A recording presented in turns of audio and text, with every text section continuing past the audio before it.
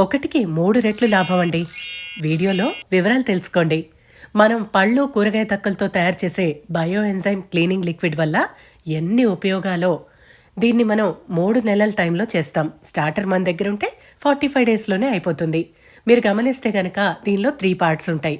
Clear liquid, thick liquid, అడుగు భాగంలో pulp ఉంటుంది.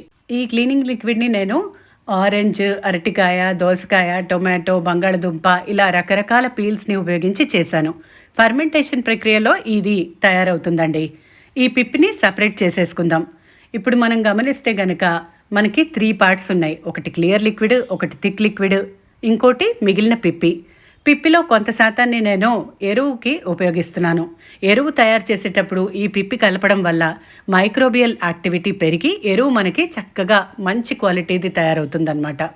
మిగిలిన దాన్ని రెండో బ్యాచ్ బయో ఎంజైమ్ తయారు చేయడానికి ఉపయోగిస్తున్నాను. దీనిలో కొన్ని రకాల ఆకులు, నిమ్మ ఆకులు, తులసి ఆకులు, టొమాటో, దోసకాయ అన్ని రకాల చెక్కులు మళ్ళీ ఉపయోగిస్తున్నానండి. బెల్లం, నీళ్లు, ఈ తొక్కలు కలిపి తయారు చేస్తాం. ఎలా తయారు చేయాలో అనేది మన ఛానల్ వీడియోస్లో చాలా ఉన్నాయి, ఒక్కసారి వెళ్ళి చూడండి.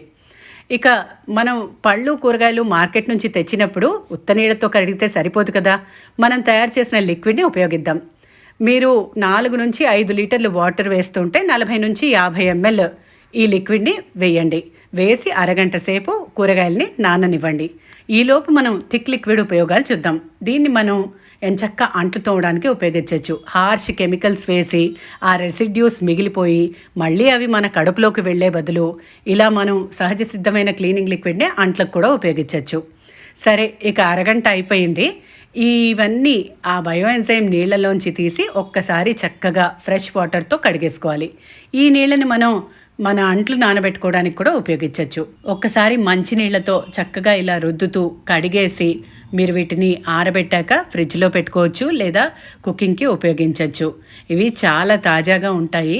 పెస్టిసైడ్స్ రెసిడ్యూస్ అనేవి వీటి నుంచి తొలగిపోయి ఉంటాయి కాబట్టి ఇవి తినడం చాలా సేఫ్ కూడా. మనం వేస్ట్గా పడేసే పళ్ళు, కూరగాయ తొక్కలతో ఎంచక్క ఫ్రూట్ అండ్ వెజ్ వాష్ తయారు చేసుకున్నాము. అంట్లతోమే లిక్విడ్ తయారు చేసుకున్నాం. తమాషాగా లేదు? ఇది కూడా వేస్ట్ కాదు, మనకి కరెక్ట్ ఉపయోగం తెలిస్తే. ఈ మిగిలిన వాటర్ని మీరు మొక్కలకి వేసేసేయచ్చండి.